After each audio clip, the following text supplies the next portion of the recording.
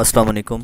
हमारा आज का टॉपिक सेकंड ईयर का चैप्टर नंबर 17 का describe electrical properties of solid short question. There are three types of solids according to the conduction ability. पहला जो है उसका नाम है कंडक्टर, दूसरे का नाम है इंसुलेटर, तीसरे का नाम सेमीकंडक्टर्स। आप लोग सब जानते हैं ऐसा सब्सटेंस जो इसमें करंट इजीली फ्लो कर सके और उसमें कंडक्टिविटी की वैल्यू 10⁻+7, याद रखिएगा 10⁻+7, और ये इंपॉर्टेंट यूनिट उसका per ohm per meter. For example metals like copper, gold, silver etcetera, ये सारे क्या हैं? कंडक्टर्स। इंसुलेटर्स की तरफ चलते हैं। ऐसे मटेरियल, बल्कि इंसुलेटर से पहले मैं अपना सेमीकंडक्टर्स की तरफ चलता हूँ। तो ऐसे मटेरियल्स जिनकी इंटरमीडिएट कंडक्टिविटी रेंज होती है 10⁻6 से -4 ओम इनवर्स मीटर। अब जरा गौर करें, ये +7 है और यहाँ पर ये -6 से -4 के दरमियान है, -6, -5, -4 भी। तो ज़रा इसमें ख्याल कीजिएगा, कंफ्यूज ना हो जाइएगा। ये +7 और यहाँ पर ये -6 से -7 है, फ़र्क है, इसमें ख्याल कीजिएगा। और ऐसे मटेरियल जिनकी कंडक्टिविटी रेंज -20 से -10 है पर ओम पर मीटर, उसे जैसे वुड है, प्लास्टिक है, ग्लास है, ये इंसुलेटर। तो कंडक्टर और इंसुलेटर के दरमियान क्या होते हैं? सेमीकंडक्टर्स। शॉर्ट में करना है। नेक्स्ट टॉपिक है हमारा लॉन्ग क्वेश्चन, बैंड थ्योरी। तो बैंड थ्योरी के बारे में देखिएगा, what is band theory, differentiate conductor, insulator, semiconductor on the base of band theory. तो इसका जो कॉन्सेप्ट है बैंड थ्योरी का, सबसे पहले फ्लिक्स ब्लॉच ने 1928 में दिया था। तो फ्लिक्स साहब कहते हैं कि एनर्जी बैंड्स की जो स्टेट्स होती हैं, ये एनर्जी बैंड्स होते क्या हैं, उसके बारे में जरूर है। A group of energy levels, sub energy levels when the number of atoms are bought together and interacts one another and each energy separates into the many sub levels are called energy band. यानी आप ये कह सकते हैं ऐसा group जो सब levels का, अगेन आपको बताता हूँ, एक तो एनर्जी लेवल्स होते हैं और एक उसके अंदर सब लेवल्स को कहते हैं SPDF।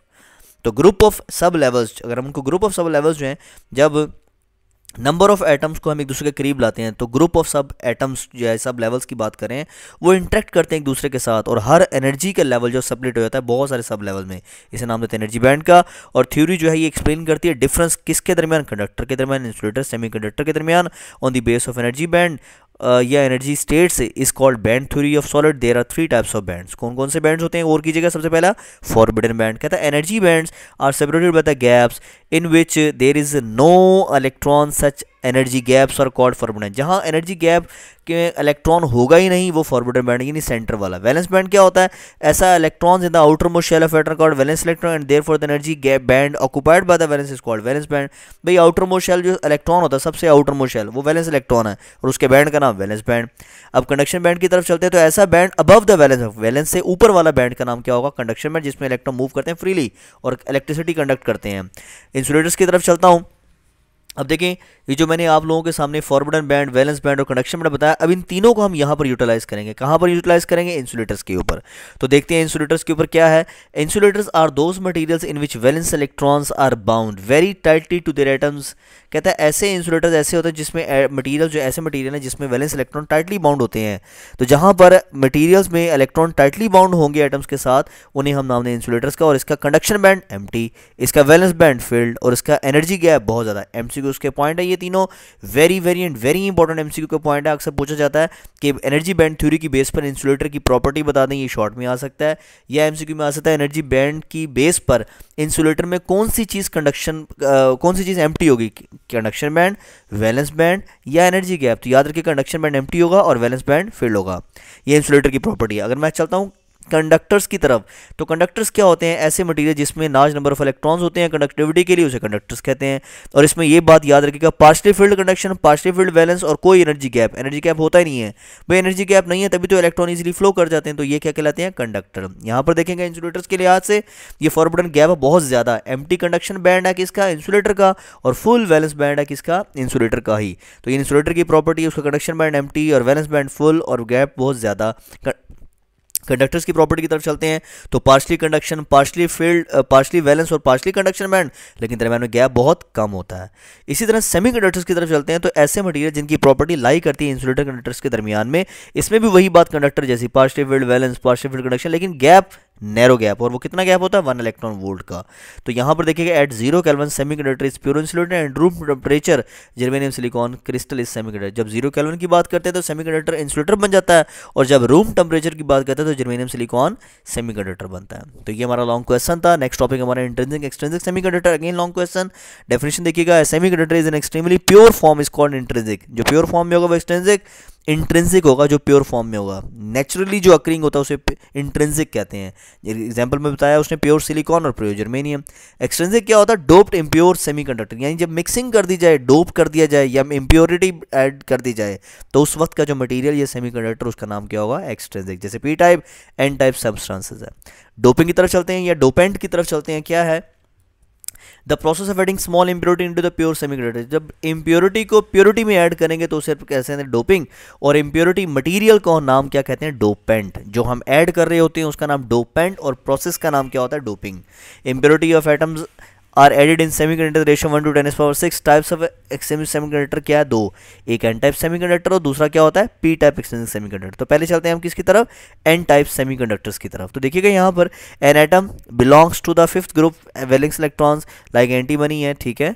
तो ज़रा गौर करें यहाँ पर जो एग्जाम्पल की बात करते हैं तो यहाँ पर एन टाइप में semiconductor which is found by adding pentavalent impurity to the pure semiconductor is called N type. ऐसे मटेरियल जिसमें हम पेंटावैलेंट इम्प्योरिटी को प्योर सेमीकंडक्टर में ऐड करेंगे उसका नाम क्या होगा, that would be called as N type semiconductor. Pentavalent क्या होता है, 5 इलेक्ट्रॉन जिसके आउटर मोस्ट शेल में हो, क्योंकि यहाँ लिखा हुआ है atom belong to the fifth group, 5 electrons है, एंटीमनी, फास्फोरस एंड आर्सेनिक। अब पी टाइप की बात करते हैं, ऐसे मटेरियल जो ऐड करते हैं जिसमें कौन सी इंप्योरिटी, ट्राइवैलेंट इंप्योरिटी को हम ऐड करते हैं प्योर सेमीकंडक्टर, उसे पी टाइप कहते हैं।